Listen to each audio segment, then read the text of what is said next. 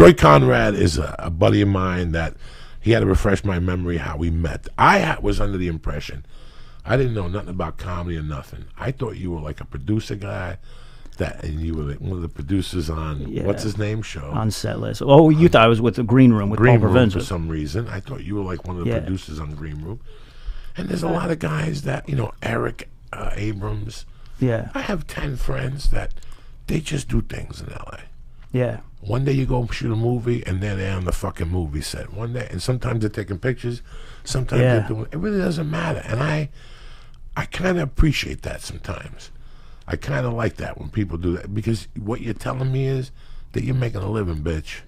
Yeah. You're making a living, bitch. You're putting it together one way or another.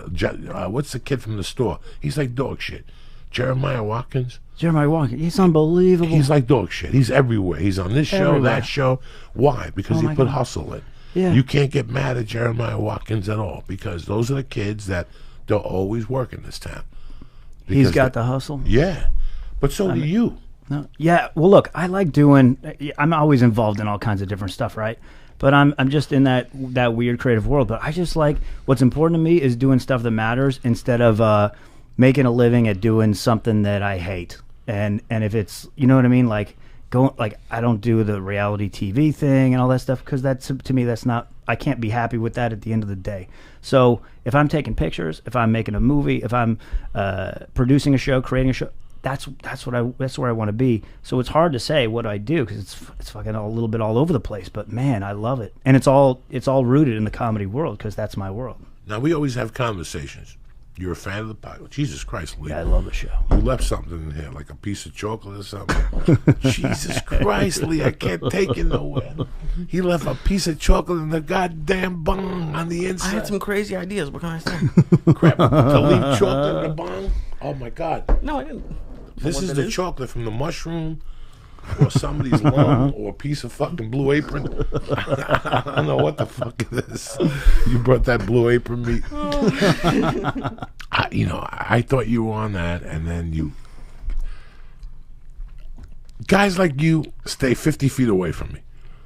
Like, nice guys like you just fucking stay the fuck away from me. They're like, you know what, Joey's trouble. He's going to touch me with that THC finger. Something's going to happen. I'm going to crash my car. So you'd always approach me. You were always a sweet guy. And deep down inside, I'm still a crazy New Yorker. Like, I have no idea when people approach me. So for like a year, you would come up to me and go, hey, I got this show. And I'd go, what the fuck is he talking about? Oh, yeah. You know, I called you the other day, and I tried to explain to you. People come to talk to me at night. Like, unless you call me at home and go, hey, we're going to talk fucking business tonight about my show. Yeah, okay? yeah. But if you come up to me unexpectedly, like I look at you, people said to me, Joey, that night I went up to you, you looked at me like, because I'm fucking I'm coming down off this fucking stage thing, or I'm about to go up, so my head's somewhere completely different. Oh, yeah. Somebody got mad at me one night. I was taking pictures of the guy. She came over, she goes, hey, can you talk to me about a show? I go, hold on, I'll go over there. When the guy took 40 minutes. By the time I got over there, she was gone. Next day, I got a hate mail on my Facebook. Oh, I had a big paying gig for you. Go fuck yourself. You're rude. What am I going to tell these people to go fuck themselves because you want to talk to me about a gig? This is a surprise to me. Like, it's just crazy sometimes where my head is at night. Plus, I'm thinking about my daughter and my wife, and we're going to move, and the special, and the cats, and Lee, and you got all these thoughts going through your fucking head. And at the end of the night, it's like, people come up to me like, hey, you want to get high? No. If you know what I was going through right now, you wouldn't want to get high either. Yeah. Because up Laurel Canyon, I'll fucking, my head going upward, my head explodes with all the thoughts. Not to mention about my set. Yeah. I'm thinking about my set. That's the closest I'll remember. Once I get over cold water, it's over. I'm thinking about where to stop, who's got rolling papers, then I go into whatever, and I'm fine for a little while. Do you ever have those times where somebody's talking to you where you literally have 0 seconds to go on stage, so you haven't even thought about like what you're going to say, and you walk on stage because you were just in some conversation? You ever have that? Sometimes the conversation helps me. I got to be honest with you. Sometimes I like when somebody comes up to me and annoys me. That makes sense. No, I get pray this. for that. I pray for somebody to come up to me that I know with a stupid question that knows me. But he's all fucked up. Because what happens is people who know me, them too, at night, they get fucked up. Like I have a friend that constantly, that's a comedian, a well-known comedian. He only calls me Saturday nights at 9:30 to say what you're doing, how your week is going. I'm like, listen, where the fuck do you think I am? Yeah. So guess what?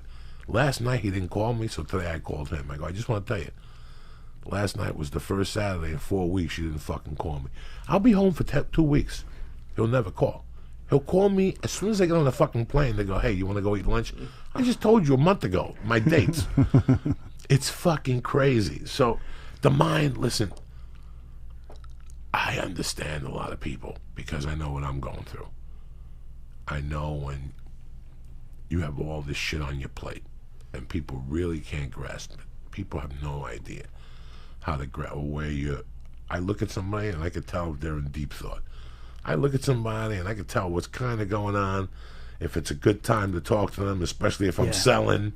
You know, there's always fucking something. That's why when Lee comes to me, he goes, hey, these people contacted us. I go, whoa.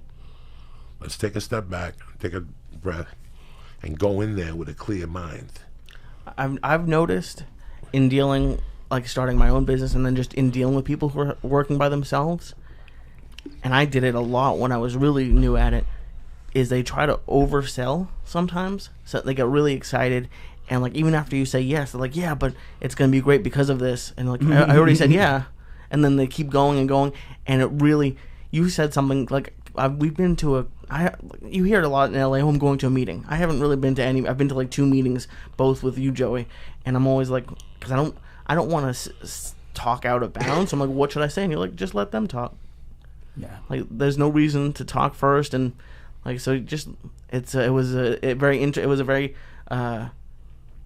important to learn that, because you don't want to go to that big meeting and over talk. You see it. If you've ever been to a meeting where somebody's out of line, you fucking feel it in the room. You're like, Jesus Christ, what is this guy? Tame him down. Somebody tame him down. Man. It's not good.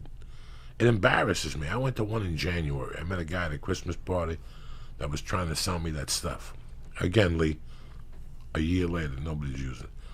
That shit with the viral view of your podcast so you could see the corner.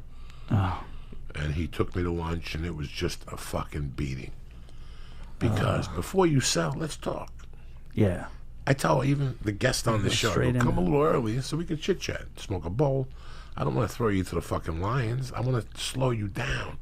One of the most genius things I ever heard was Gambino always had his wife answer the door.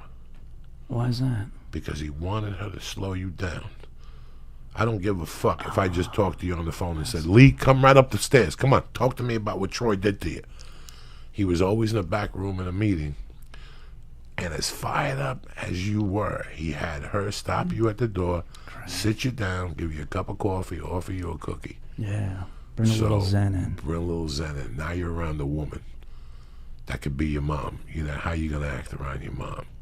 It was a genius move. We're going in like fucking Marines, you understand me? Welcome to church, motherfucker.